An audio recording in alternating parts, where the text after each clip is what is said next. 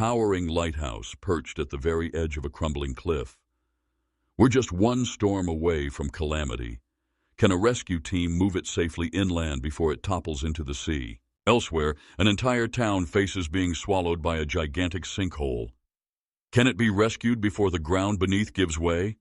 One team must confront Atlantic breakers, another must endure an Arctic blizzard at -22 degrees.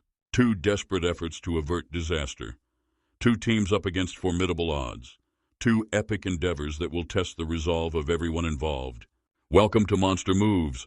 Moving a building is a high-risk operation. Movers must navigate beneath power lines, across weak bridges, and around inattentive drivers to deliver their cargo intact. But at times, the stakes are even greater. Sometimes, a building stands at the brink of imminent destruction, and the only way to save it is to move it.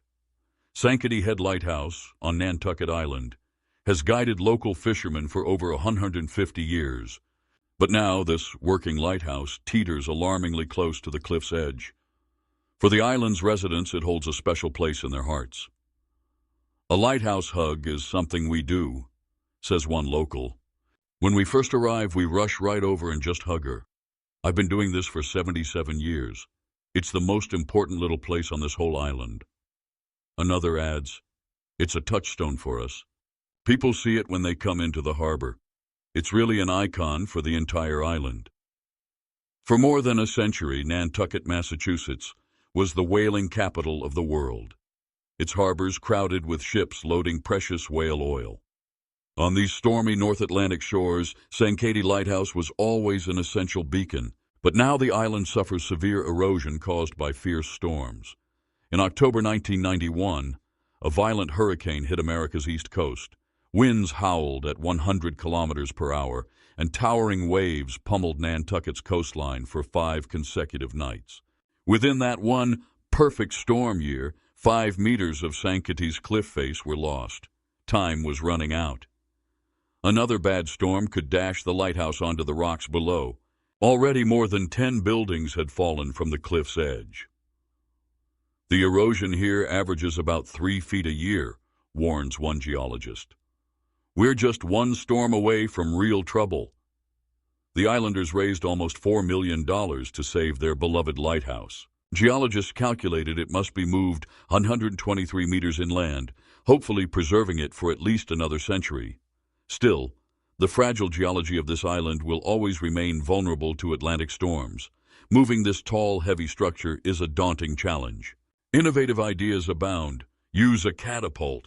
One local jokes, just launch it straight onto the new spot. Others imagine taking it apart piece by piece or hauling it away in dump trucks. Another suggests 1,000 moles with leashes, tunneling under and pulling it along. Instead, the islanders call in one of America's leading building movers, Jerry Matiko, to devise a more practical plan. There are 3 ways to move this lighthouse, Jerry explains. First, you could have someone dismantle it brick by brick. If a structure is too delicate, dismantling is sometimes the only option. In Dorset, England, a historic watchtower stood just 7 meters from a collapsing cliff. Too risky to move intact, movers meticulously numbered all 16,000 bricks and dismantled it stone by stone. Rebuilding it 25 meters inland would take 2 years. But Jerry doesn't have that long. Within 2 years, the cliff might claim Sankety. The second way, Jerry says, is to cut it in half. Slicing a building into sections is faster. Nova Scotia's Coast Guard once used chainsaws to divide a lighthouse into 2 pieces, load it onto a truck, and whisk it away, leaving stunned neighbors behind. Eventually, that lighthouse returned home. But Sankety is too complex to cut. This leaves Jerry with the third option. Move the entire 500-ton tower in one piece. We'll lift it, put it on rollers, roll it inland, and set it down. If the experts don't move it, Mother Nature will, and you wouldn't want that. With hurricane season already underway, Jerry is eager to start. He gives the team 2 months to relocate the lighthouse inland. Today's a momentous day, says one islander. We're turning off the light. Let's raise our glasses to this beautiful lighthouse and wish her a safe journey to her new location. Deep inside the Arctic Circle, Another ambitious operation is about to begin. Malmberget, a remote town in northern Sweden, owes its existence to a 19th-century discovery of iron ore deep beneath the snowfields. Over the years, miners flocked here, building a community of schools, shops, and 15,000 residents. They blasted iron ore from seams buried 1,000 meters below ground. But removing so much ore left cavernous voids underground. In the late 1970s, one void became unstable and collapsed, creating a giant sinkhole at the town's outskirts. Today, more sinkholes appear, some hundreds of meters wide and high. Ironically, the mines that once brought prosperity could now cause the town's collapse. Families like the Petersons, who've lived here for 16 years, face uncertainty. The mine is essential, but without drastic action, the town could vanish into the earth. To keep mining safely, they must move over 450 buildings to stable ground 8 kilometers away. At $150,000 per house, it's cheaper than rebuilding but still risky and difficult. Responsibility falls to 26-year-old mover Andreas Mortensen. These are big 2-story buildings, over 200 tons each, Andreas says. It's a big job.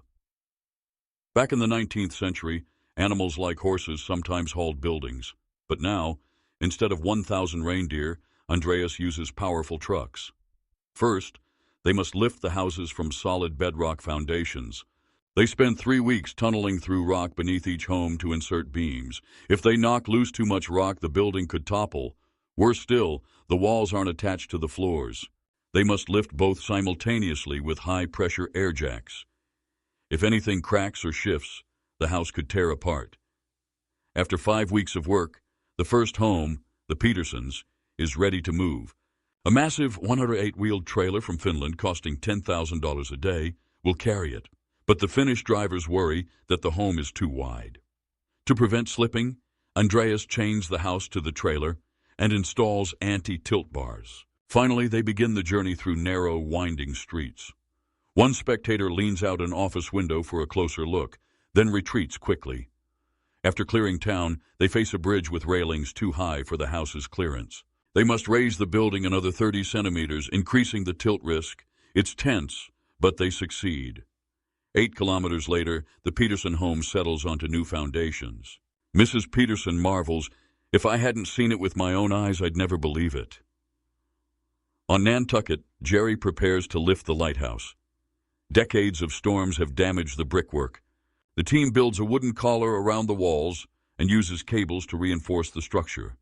Inside, 62 steel steps spiral around a central column anchored in the old foundation.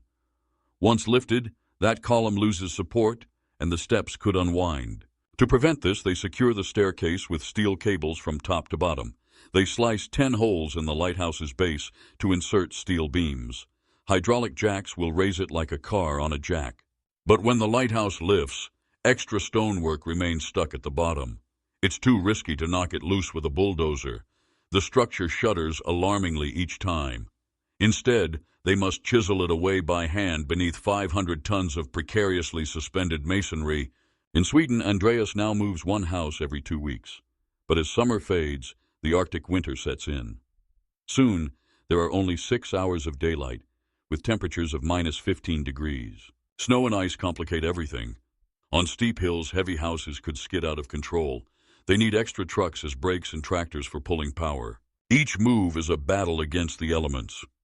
Meanwhile, on Nantucket, after 3 days, the lighthouse is halfway to its new site.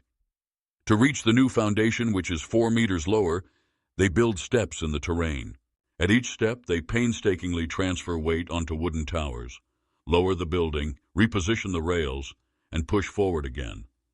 After 9 days, they approach the new foundation, just a few inches of clearance at stake. Precision is critical. There's no backing up if they overshoot. Finally, the lighthouse reaches its new resting place. Perfect alignment. After 2 months, Sankety Head Light is saved. It will stand guard for another 100 years, safe from the crumbling cliff. In Sweden, Andreas presses on through harsh winter conditions, racing against deep snow, icy roads, and limited daylight. House by house, street by street, The town gradually reassembles itself 8 kilometers away on stable ground.